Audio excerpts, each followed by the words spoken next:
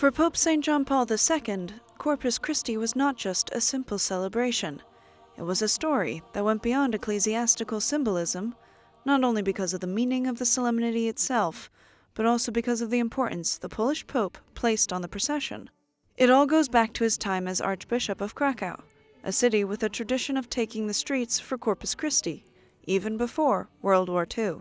However, with the arrival of communism, this tradition was banned, as Cardinal Karol Wojtyla fought to restore the procession of faith through the city center.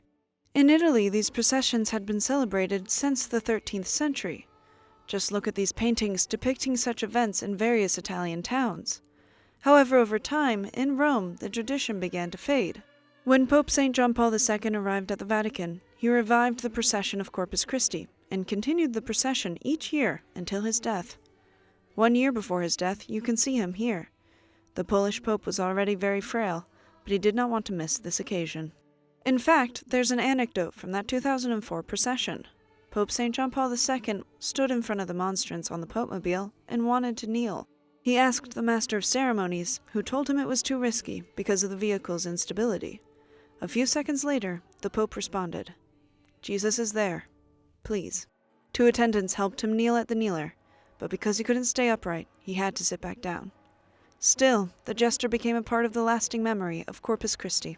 But perhaps what had the greatest impact was that after the Polish Pope's first Corpus Christi procession in Rome, the communist authorities allowed the people of Krakow to take to the streets for the celebration once again.